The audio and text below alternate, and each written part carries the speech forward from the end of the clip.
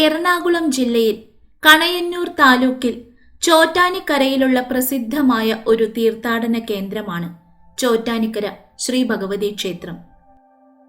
കേരളത്തിന്റെ വ്യാവസായിക തലസ്ഥാനമായ കൊച്ചി നഗരഹൃദയത്തിൽ നിന്ന് ഏകദേശം 12 കിലോമീറ്റർ തെക്കു കിഴക്കു മാറി തൃപ്പൂണിത്തുറ പട്ടണത്തിൽ നിന്ന് 6 കിലോമീറ്റർ അകലെ ചോറ്റാനിക്കരയിൽ സ്ഥിതി ചെയ്യുന്ന ഈ മഹാക്ഷേത്രം കേരളത്തിലെ ഏറ്റവും പ്രധാനപ്പെട്ട ഒരു ഭഗവതി ക്ഷേത്രമാണ്.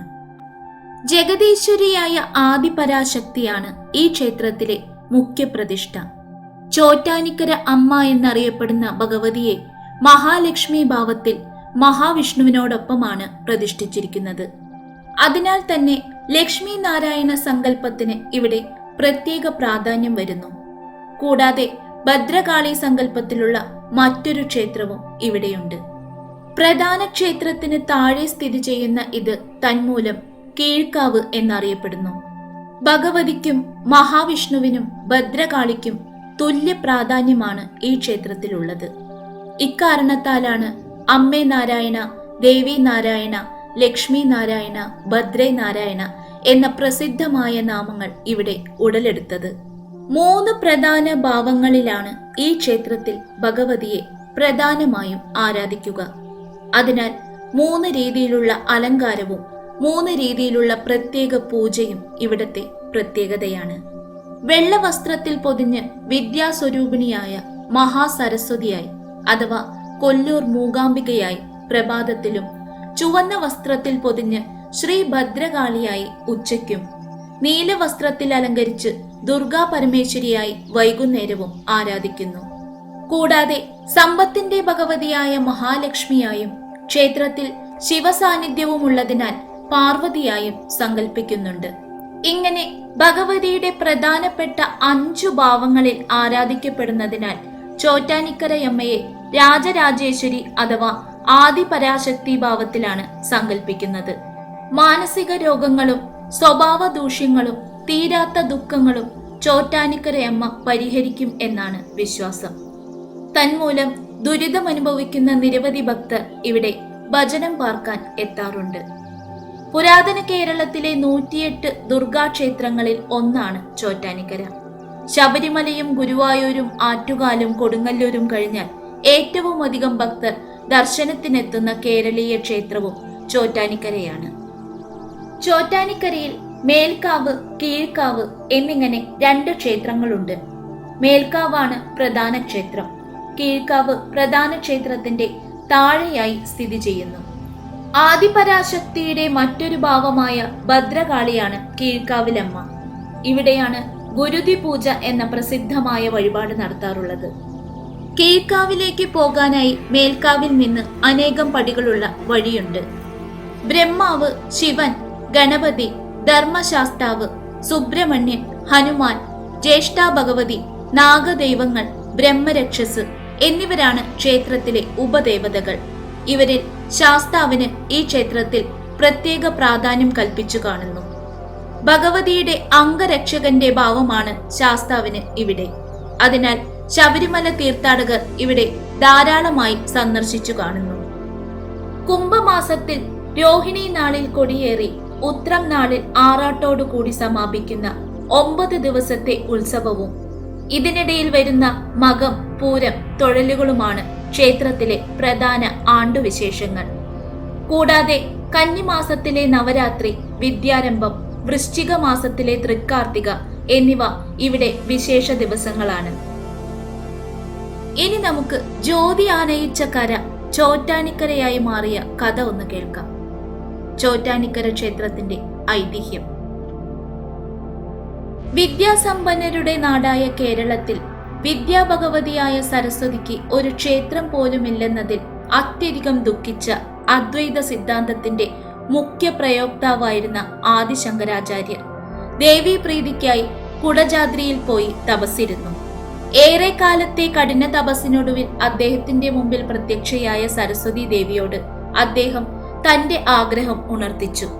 തന്റെ വാസസ്ഥാനമായ കൊല്ലൂർ മൂകാംബിക ക്ഷേത്രം വിട്ടുപോകാൻ ഭഗവതി ആദ്യം വിസമ്മതിച്ചെങ്കിലും ഭക്തനായ ശങ്കരാചാര്യരുടെ ആഗ്രഹത്തിൽ ഒടുവിൽ ദേവി പ്രസാദിച്ചു. പക്ഷേ ഒരിക്കലും തിരിഞ്ഞു നോക്കരുതെന്നും അപ്പോൾ താൻ അപ്രത്യക്ഷയാകുമെന്നുമുള്ള ഒരു നിബന്ധനയും ദേവി അദ്ദേഹത്തിന് മുമ്പിൽ വെച്ചു. ഈ നിബന്ധനയനുസരിച്ച് ദേവി ശങ്കരാചാര്യരെ അനുഗമിച്ചു. യാത്രാവേളയിൽ ഒരു സ്ഥലത്തെത്തിയപ്പോൾ ദേവിയുടെ കാലൊച്ച കേൾക്കാതായി. നിബന്ധന മറന്ന് ശങ്കരാചാര്യർ തിരിഞ്ഞു നോക്കിയപ്പോൾ ദേവി വിഗ്രഹമായതായി കണ്ടു. ഏറെ വിഷമിച്ച ശങ്കരാചാര്യർ വീണ്ടും പ്രാർത്ഥന തുടങ്ങി. ദേവി പ്രത്യക്ഷപ്പെട്ട് തനിക്ക് വരാൻ കഴിയില്ലെന്നും എന്നാൽ നിർബന്ധമാണെങ്കിൽ ശങ്കരാചാര്യർ ആഗ്രഹിക്കുന്ന സ്ഥലത്ത് കുടികൊള്ളാമെന്നും അറിയിച്ചു.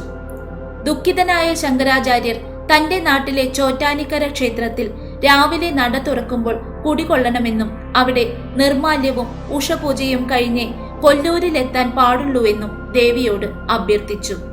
ഈ ഐതിഹ്യത്തിന് ഉപോദ്ബലകമായി ഇന്നും കൊല്ലൂർ മൂകാംബിക ക്ഷേത്രത്തിൽ രാവിലെ 5 മണിക്കാണ് നട തുറക്കുന്നത്. ചോറ്റാനിക്കരയിൽ 4 മണിക്ക് നട തുറന്ന് നിർമാല്യവും ഉഷപൂജയും കഴിഞ്ഞാണ് ഇത് നടക്കുന്നത്. അങ്ങനെ ശങ്കരാചാര്യർ മൂകാംബികാ ദേവിയുടെ ജ്യോതി ആനയിച്ചു കൊണ്ടുവന്ന സ്ഥലമെന്ന അർത്ഥത്തിൽ ജ്യോതി ആനയിച്ച കര എന്ന് സ്ഥലത്തിന് പേര് വന്നു. പിന്നീട് അത് ലോപിച്ചാണ് ചോറ്റാനിക്കരയായത് എന്ന് പറയപ്പെടുന്നു. ചോറ്റാനിക്കര ക്ഷേത്രോത്പത്തിയെക്കുറിച്ചുള്ള മറ്റൊരു ഐതിഹ്യം ഇതാണ്. ഇന്ന് ക്ഷേത്രമിരിക്കുന്ന സ്ഥലം കൊടും കാടായിരുന്നു. ആദിവാസികളായ മലയരയന്മാർ അവിടെ സ്ഥിരതാമസമുറപ്പിച്ചിരുന്നു. മൃഗങ്ങളെ വേട്ടയാടിയും കായ്ക്കനികൾ പറിച്ചും ജീവിതവൃത്തി കഴിച്ചിരുന്ന അവർ തങ്ങളുടേതായ രീതിയിൽ പരാശക്തിയെ ആരാധിച്ചു വന്നിരുന്നു. ഈ കഥ നടക്കുന്ന കാലത്ത് അവരുടെ നേതാവായി കണ്ണപ്പൻ എന്നൊരാളുണ്ടായിരുന്നു. അതിദുഷ്ടനും ക്രൂരനുമായിരുന്ന കണ്ണപ്പന്റെ വിനോദം അടുത്തുള്ള ഗ്രാമങ്ങളിൽ പോയി പശുക്കളെ മോഷ്ടിച്ചു കൊണ്ടുവരുന്നതായിരുന്നു. മാത്രവുമല്ല, അവയിൽ ഏറ്റവും ലക്ഷണമൊത്ത ഒന്നിനെ അയാൾ കാളിക്ക് ബലി കൊടുക്കുകയും അതിന്റെ മാംസം അനുചരന്മാർക്ക് വീതിച്ചു കൊടുക്കുകയും ചെയ്യും. കഥ നടക്കുന്ന കാലമായപ്പോഴേക്കും കണ്ണപ്പന്റെ ഭാര്യ മരിച്ചു കഴിഞ്ഞിരുന്നു. സ്വന്തമെന്ന് പറയാൻ ഒരു മകൾ മാത്രമേ അയാൾക്കപ്പോൾ ഉണ്ടായിരുന്നുള്ളൂ. അവളെ അയാൾ മനസ്സ് തുറന്ന് സ്നേഹിക്കുകയും ചെയ്തു. തന്റെ അച്ഛൻ നടത്തുന്ന മൃഗബലിയെ മനസ്സുകൊണ്ട് എതിർത്തിരുന്നുവെങ്കിലും ഉഗ്രപ്രതാപിയായ അച്ഛനോട് അതിനെപ്പറ്റി സംസാരിക്കുവാൻ അവൾക്ക് ധൈര്യമുണ്ടായിരുന്നില്ല. ഒരു ദിവസം ഇവരുടെ കുടിലിലേക്ക് ഒരു പശു കടന്നു വന്നു. അതീവ തേജോമയമായിരുന്നു അതിന്റെ മുഖം. ഈ പശുവിനെ കാണാനിടയായ കണ്ണപ്പന്റെ മകൾ അതിനെ സ്വന്തമാക്കി വളർത്താൻ തുടങ്ങി. തന്റെ പതിവ് തെറ്റിച്ച് കണ്ണപ്പനും അതിനോട് സ്നേഹം കാണിച്ചു തുടങ്ങി. ഈ സംഭവം കണ്ണപ്പന്റെ അനുചരന്മാരെ ഞെട്ടിച്ചു കളഞ്ഞു. എന്നാൽ അവർക്കും ഒന്നും പറയാനാകുമായിരുന്നില്ല. അങ്ങനെ കാലം കുറച്ച് കടന്നുപോയപ്പോൾ കണ്ണപ്പന് നാട്ടിൽ പശുക്കളെ കിട്ടാതായി തുടങ്ങി. ഗത്യന്തരമില്ലാതെ അയാൾ തന്റെ മകൾ വളർത്തുന്ന പശുവിനെ തന്നെ ബലി കൊടുക്കുവാൻ തീരുമാനിച്ചു. എന്നാൽ ഈ സംഭവം അറിഞ്ഞ മകൾ ഓടി വന്ന് പശുവിനെ ബലി കൊടുക്കരുതെന്നും പകരം തന്നെ ബലി കൊടുത്താൽ മതിയെന്നും പറയുകയുണ്ടായി. ആർത്തലച്ചു വന്ന മകളുടെ വാക്കുകൾ കണ്ണപ്പനെ മാറ്റി ചിന്തിപ്പിക്കുകയും അയാൾ അതോടെ മൃഗബലി നിർത്താൻ തീരുമാനിക്കുകയും ചെയ്തു. തുടർന്നുള്ള കാലം അയാൾ കായ്ക്കനികൾ തേടലും പശുവിനെ വളർത്തലുമായി സമയം ചെലവഴിച്ചു. പക്ഷേ പൂർവകർമ്മത്തിന്റെ ഫലമെന്നോണം ഒരു ദിവസം അയാളുടെ മകൾ അകാല ചരമം പ്രാപിച്ചു. ഈ സംഭവം അയാളെ ഏറെ വേദനിപ്പിച്ചെങ്കിലും മകളുടെ പശുവിനെ വളർത്തി അയാൾ ശിഷ്ടകാലം ചെലവഴിച്ചു. അങ്ങനെയിരിക്കെ ഒരു ദിവസം രാത്രി കണ്ണപ്പൻ അതിവിചിത്രമായ ഒരു സ്വപ്നം കാണാനിടയായി. തന്റെ തൊഴുത്തിൽ പശു ഒരു കല്ലായി കിടക്കുന്നു. അടുത്തു തന്നെ മറ്റൊരു കല്ലുമുണ്ട്. അവയ്ക്കടുത്തായി ഒരു ദിവ്യസന്യാസി നാമജപങ്ങളോടെ നിൽക്കുന്നു. ഇത്രയുമായിരുന്നു സ്വപ്നം. പിറ്റേ ദിവസം രാവിലെ വന്നു നോക്കുമ്പോൾ സ്വപ്നം യാഥാർത്ഥ്യമായതായി കണ്ടു. കാര്യമെന്തെന്ന് മനസ്സിലാകാതെ കണ്ണപ്പൻ നിലവിളിച്ചു. അപ്പോൾ അവിടെ വന്ന ദിവ്യസന്യാസി കണ്ണപ്പനോട് ഇപ്രകാരം പറഞ്ഞു: കണ്ണപ്പ, നീ ഒരു പുണ്യപുരുഷനാണ്. സാക്ഷാൽ മഹാലക്ഷ്മിയാണ് ഇത്രയും കാലം നിന്നോടൊപ്പം പശുവായി ജീവിച്ചു പോന്നത്. അടുത്ത് മറ്റൊരു ചില നോക്കൂ, അത് സാക്ഷാൽ മഹാവിഷ്ണുവാണ്. നിത്യവും നീ ഇവിടെ ആരാധന നടത്തുക. കാലാന്തരത്തിൽ ഇവിടെ ഒരു മഹാക്ഷേത്രം ഉയർന്നു വരും. അന്ന് നിന്റെ ഈ ജന്മത്തിലെ പുണ്യം കാരണം വീണ്ടും ഇവിടെ വരാനിടയാകും. ഇത്രയും പറഞ്ഞ ശേഷം ആ ദിവ്യ സന്യാസി അപ്രത്യക്ഷനായി. അദ്ദേഹം വേദവ്യാസ മഹർഷിയുടെ പിതാവും ഹോരാശാസ്ത്രത്തിന്റെ പിതാവുമായ പരാശര മഹർഷിയാണെന്ന് വിശ്വസിച്ചു വരുന്നു. വിവരം മനസ്സിലാക്കിയ കണ്ണപ്പൻ അനുചരന്മാർക്കൊപ്പം തൊഴുത്ത് വൃത്തിയാക്കുകയും ആരാധന തുടങ്ങുകയും ചെയ്തു. തുടർന്നുള്ള കാലം മുഴുവൻ അവർ ഭക്തി പുരസരം പൂജകൾ നടത്തിപ്പോന്നു. ഒടുവിൽ അവരുടെ ഭക്തിയിൽ സംപ്രീതരായ ലക്ഷ്മി നാരായണന്മാർ അവർക്ക് ദർശനം നൽകുകയും കാലാന്തരത്തിൽ അവിടെ തങ്ങളുടെ ഒരു മഹാക്ഷേത്രം ഉയർന്നു വരുമെന്ന് അരുൾ ചെയ്യുകയും ചെയ്തു. കാലം കുറെ കടന്നുപോയി. അതിനിടയിൽ കണ്ണപ്പനും അനുചരന്മാരുമെല്ലാം മരണപ്പെടുകയും ചെയ്തു.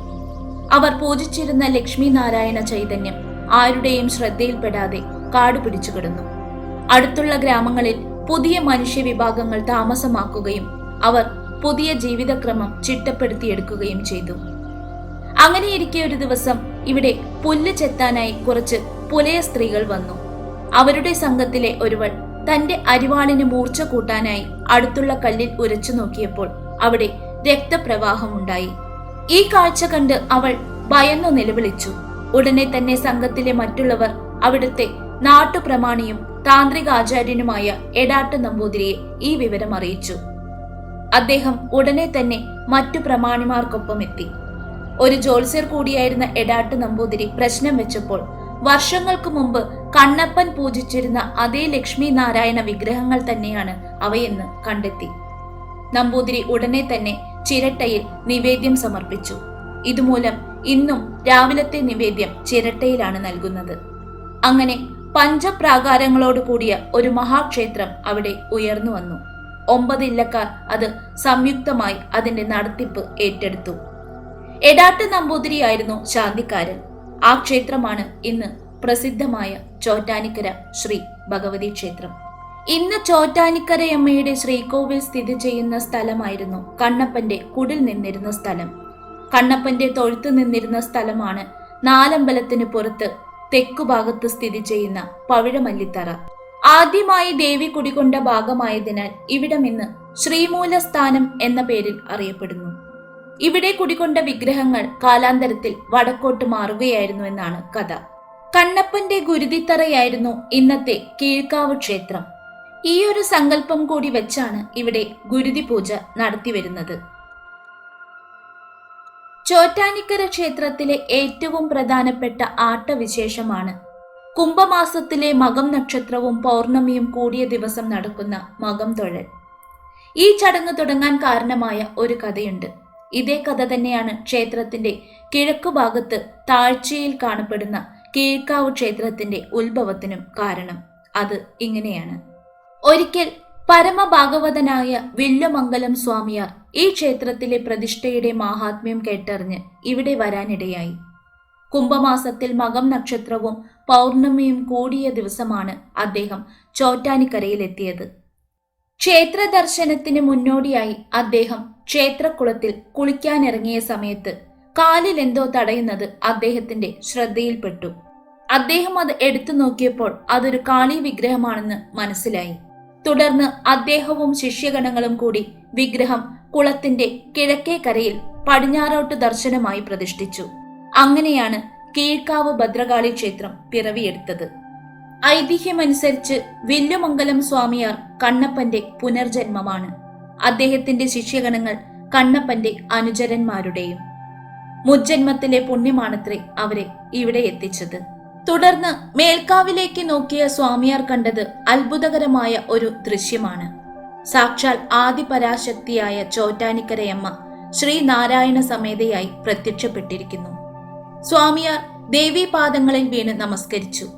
പരമഭക്തനായ വില്ലുമംഗലം സ്വാമിയാർക്ക് വിശ്വരൂപ ദർശനം നൽകിയതുപോലെ മകം നാളിൽ സർവസ്വവും അർപ്പിക്കുന്ന ഭക്തർക്ക് അമ്മ വിശ്വരൂപ ദർശനം നൽകുമെന്നാണ് വിശ്വാസം. കുംഭമാസത്തിലെ മകം നക്ഷത്ര ദിവസം മകം തൊഴൽ എന്ന പേരിൽ പ്രശസ്തമാകുമെന്നും ഈ ദിവസവും തന്റെ അവതാര ദിനമായ തൃക്കാർത്തികയ്ക്ക് മാത്രം ദേവി ഭക്തർക്ക് വലതു കൈകൊണ്ട് അനുഗ്രഹം നൽകുമെന്നും ഈ ദിവസങ്ങളിൽ തന്റെ ദർശനം നേടുന്നവർക്ക് സർവ്വ ഐശ്വര്യങ്ങളും ഉണ്ടാകുമെന്നും ദേവി വില്ലുമംഗലത്ത് സ്വാമിയാരോട് അരുൾ ചെയ്തതായാണ് ഐതിഹ്യം. ഈ സംഭവം ഉണ്ടായത് കുംഭമാസത്തിൽ മകം നാളിൽ ഉച്ചതിരിഞ്ഞ് 2 മണിക്കാണ്. ഈ സമയത്താണ് ഇന്നും മകം തൊഴൽ ദർശനം നടത്തിവരുന്നത്. സർവാഭരണ വിഭൂഷിതയായി ശംഖചക്ര വരദാവയങ്ങളോടെ ദർശനം നൽകുന്ന ചോറ്റാനിക്കരയമ്മയെ തൊഴുത് നിരവധി ഭക്തർ മുക്തിയടയുന്നു. ആഗ്രഹ സാഫല്യത്തിനായുള്ള വഴിപാടായാണ് ഭക്തർ മകം തൊഴൽ നടത്തുന്നത്. മകം തൊഴലിന്റെ പിറ്റേ ദിവസം വരുന്ന പൂരം തൊഴലും പ്രധാനമാണ്. മകം തൊഴൽ സ്ത്രീകൾക്കും പൂരം തൊഴൽ പുരുഷന്മാർക്കും അതിവിശേഷമായി കണക്കാക്കപ്പെടുന്നു. ജാതിമത ഭേദമന്യേ നിരവധി ആളുകളാണ് ഈ 2 ദിവസങ്ങളിലായി ചോറ്റാനിക്കരയിൽ എത്തിച്ചേരുന്നത്. ഈ വർഷം മാർച്ച് 12-നാണ് പ്രസിദ്ധമായ ചോറ്റാനിക്കര മകം തൊഴൽ നടക്കുക.